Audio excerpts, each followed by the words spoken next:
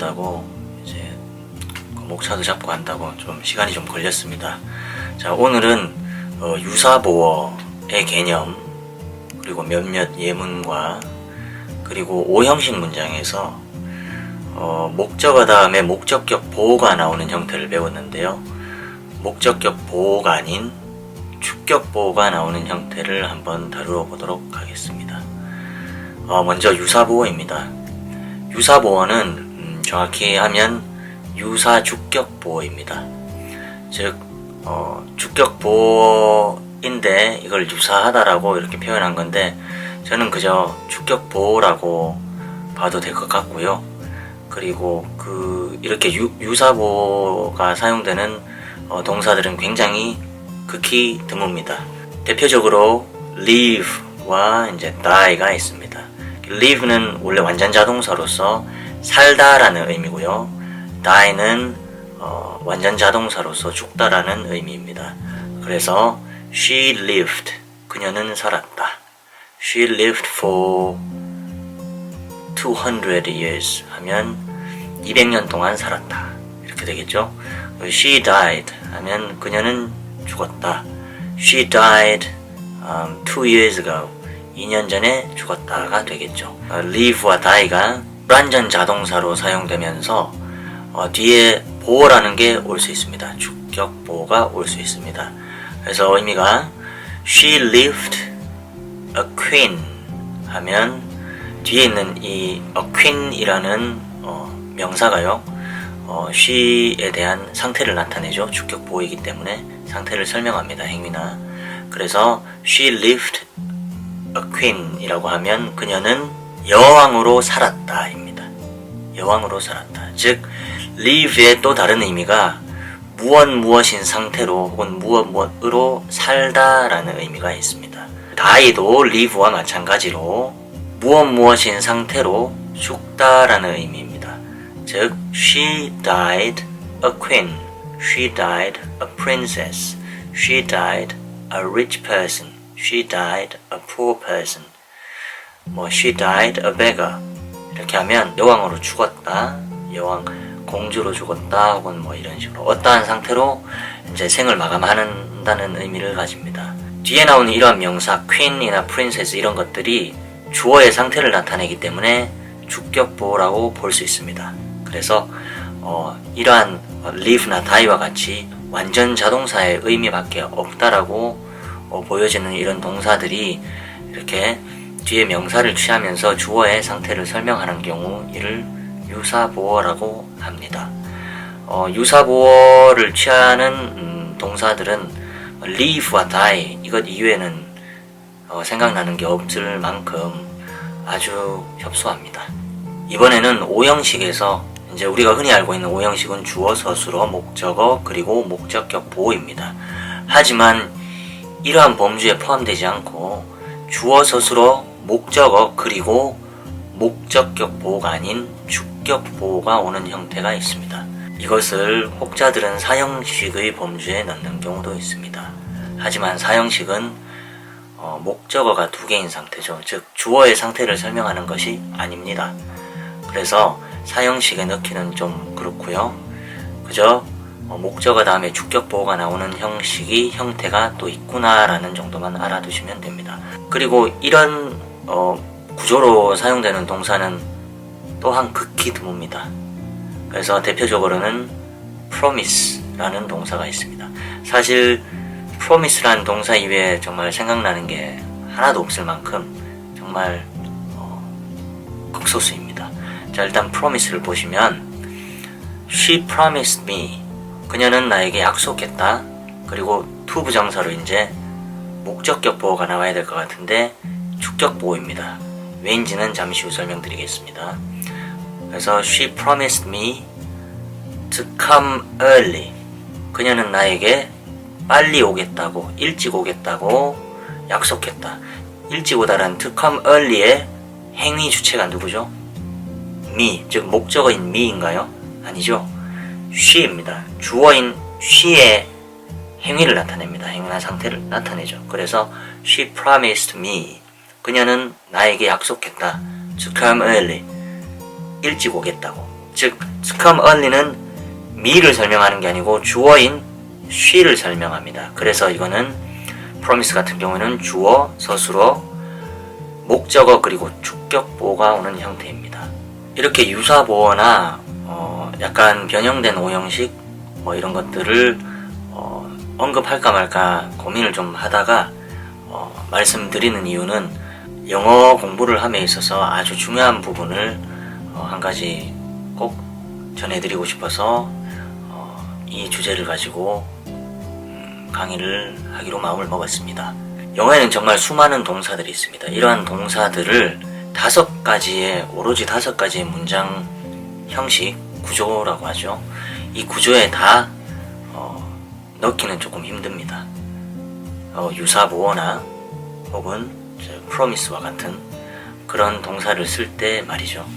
그래서 이런 것들을 하나하나 형식에 맞추어서 설명을 하려고 하고, 그리고 그것을 형식에 맞춰서 내가 그것을 분석을 하려고 하다 보면 잘못된 방향으로 이렇게 이해되거나 아니면 잘못된 방향으로 학문처럼 흘러가게 됩니다. 학계에서 논하듯이 이거는 뭐에 속한다 하듯이요. 그런데 영어에서 정말 중요한 것은 동사를 우리가 사전에서 찾아보면 자동사, 타동사밖에 표시가 되지 않습니다. 그 이외 나머지는 어떨까요? 이게 완전 자동사인지, 자동사라면 완전 자동사인지 혹은 불완전 자동사인지, 타동사라면 이게 완전 타동사인지 수요동사인지 불완전 타동사인지 알 수 없습니다. 그리고 이 5가지 범주에 들어가지 않는 동사도 있겠죠. 예를 들면 아까 live나 die 혹은 promise와 같이 안 들어가는 것처럼 보이기도 하고 안 들어가는 것 같기도 하고 들어가는 것 같기도 하죠. 애매합니다. 그래서 사전을 볼 때 자동사라고 되어 있습니다. 자동사인 경우에 이런 의미를 가지고 예문을 이렇게 써두었습니다. 그 예문을 보고 이게 완전 자동사인지 불완전 자동사인지 판단을 할 수 있습니다. 즉 완전 자동사라면 뒤에 목적어나 보어가 오지 않겠죠. 그래서 그냥 주어와 서술어 그리고 뒤에는 뭐 부사구 같은 것들이 있겠죠. 절이나. 어쨌든 이렇게 쓸 수 있습니다. 그리고 불완전 자동사라면 뒤에 보어라는 녀석이 오겠죠. 주어, 서술어 그리고 축격보어가 오겠죠. 즉 명사나 형용사 등이 옵니다. 이런 경우는 이를 불완전 자동사라고 추측을 하고 판단을 하고 결론을 내리고 활용을 할 수 있습니다. 물론 타동사도 마찬가지겠죠. 사전에 이게 자동사 계열인데 어떤 자동사인지, 타동사 계열인데 어떤 타동사인지는 나와 있지 않습니다. 그럼 어떻게 판단해야 될까요? 이게 자동사인지 타동사인지 먼저 보고 그 다음에 의미를 보고 의미와 관련된 예문을 봄으로써 이 동사의 활용법을 익힐 수 있는 겁니다. 저의 경우에는 이게 어떤 동사에 속하는지를 보기보다는 자동사이구나 타동사이구나 그리고 이게 어떤 구조로 사용되는구나 그리고 어떤 구조로 활용될 수 있구나 라는 것만 일단 확인을 합니다. 이게 어느 동사군에 속하는지 그런 것까지는 생각을 하지 않고요. 이렇게 활용하는구나. 처음 보는 동사가 나오거나 아니면 번역을 하는 경우에 동사를 정말 명확하게 이해하고 의미도 구조도 명확하게 이해하고 이거를 사용을 해야 되기 때문에 간혹 이렇게 잊어먹거나 헷갈리는 게 있으면 다시 사전을 찾아봅니다. 그래서 이게 이렇게 쓸 수 있구나 저렇게 쓸 수 있구나. 그래서 동사를 이제 접할 때 새로운 동사 혹은 기존에 있는 동사를 접할 때 이게 어떤 동사에 속한다를 보기보다는 그러니까 자동사인지 타동사인지 정도만 구분해 놓고요. 왜냐하면 이거는 목적어의 유무가 결정되기 때문입니다. 그 후에 이게 이런 식으로 활용될 수 있다, 저런 식으로 활용될 수 있다를 익히고 예문을 이렇게 머릿속에 한두 개 정도 넣어두거나 혹은 나에게 알맞는 내 상황이나 나의 생각에 부합하는 어떤 예문들을 하나 만들어서 어디 기록을 해두거나 하는 것이 가장 바람직하고요. 그리고 가장 올바른 학습법이라고 생각합니다. 그래서 영문법을 배우는 가장 중요한 이유는 쓰고 말하는 데 있습니다. 읽고 듣는 데 있지 않습니다. 쓰는 데 가장 큰 도움이 되는 것이 문법입니다. 말을 하는 것은 조금 틀려도 관계가 없죠. 근데 쓸 때는 아무래도 즉 번역이죠. 번역을 하는 것은 굉장히 정확한 표현을 요구하는 경우가 많이 있습니다. 그래서 영문법을 익히는 이유는 알지 못했던 규칙들을 하나씩 알아가는 재미가 있고요. 그러한 규칙들을 응용해서 활용해서 이제 나의 이야기를 할 수 있는 것이죠. 통역을 한다면 타인의 이야기를 전달하는 것이 되겠죠. 번역도 마찬가지고요. 그래서 영문법은 이전에 이제 학습을 했던 사람들이 그 후배들에게, 일종의 선배죠. 선배들이 후배들에게 나는 이렇게 공부했고 이런 규칙들이 있더라.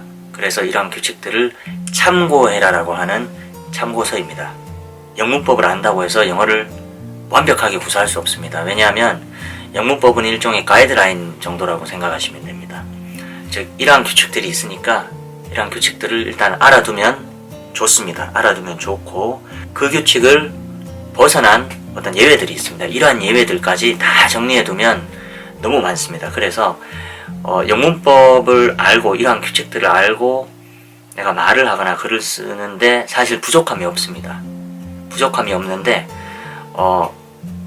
읽거나 번역을 하거나 이렇게 새로운 어휘를 접하면서 혹은 활용법을 보면서 내가 배운 영문법, 내가 익힌 영문법과 부합하지 않는다고 해서 이게 잘못된 것은 아닐까라고 먼저 의심은 하는 건 좋습니다. 하지만 의심과 어떤 증명이 다 끝났습니다. 예를 들어서 내가 배운 그 영역 안에 없는 것들인데 없는 구조라든지 그런 패턴들이 있습니다. 그런 것들을 모아서 이렇게 원어민에게 물어본다거나 원어민 중에서도 아무래도 언어학을 전공하거나 한 그런 분들한테 물어보는 게 훨씬 낫겠죠. 그래서 그렇게 물어보고 어떤 명제를 정하고 그 명제를 증명하기 위한 어떤 다른 예문들까지 만들어서 이렇게 이게 옳은가 틀린가, 이게 옳은 표현인지 틀린 표현인지를 이렇게 물어보고 해서 그게 명제가 이제 참이다 라고 나오면 그렇게 사용하시면 됩니다. 거짓이라고 나오면 거짓으로 사용하면 됩니다. 근데 이러한 과정은 정말 전문적으로 한번 해보고 싶다 하시는 분들은 이런 과정을 거쳐서 이제 해보시는 게 좋고요. 지금 현재 나와 있는 영문법 서적에 나와 있는 이런 많은 규칙들, 그리고 어휘들, 우리가 흔히 접할 수 있는 그런 어휘들만으로도 사실 이러한 새로운 명제를 만들어서 참거짓을 이렇게 증명하는 그런 경우는 잘 없을 거라고 생각이 됩니다. 저는 몇 번을 했었습니다. 그리고 그 와중에 좀 더 많은 걸 배우게 됐고요. 그래서 영어를 공부하시는 분들 중에 정말 궁금증이 아주 많고, 그리고 이러한 궁금증을 풀고자 한다면 그런 명제들을 영어로 다 써서 영어로 그 사람에게 어필을 하고, 즉 전달을 하고, 그리고 그런 명제에 대해서 또 설명을 하고, 그런 후에 이런 명제가 참인지 거짓인지를 물어보고 상의해 볼 수 있는 그런 일단 영어 실력을 갖추어야 됩니다. 그런 영어 실력을 갖추는 데까지 필요한 게 영문법 하나로도 충분합니다. 영문법과 그 영문법을 응용한 이런 많은 글들, 그리고 여러분이 직접 응용을 하고요, 여러 어휘를 익혀서 그 정도로도 저는 충분하다고 생각합니다. 앞으로 동명사, 부정사, 관계사 등 이렇게 골격은 아니지만 그 골격에서 골격에 살을 좀 더 붙일 수 있는 많은 문법적 요소들에 대해서 다루어 보도록 하겠습니다. 오늘은 여기까지 하겠습니다. 감사합니다.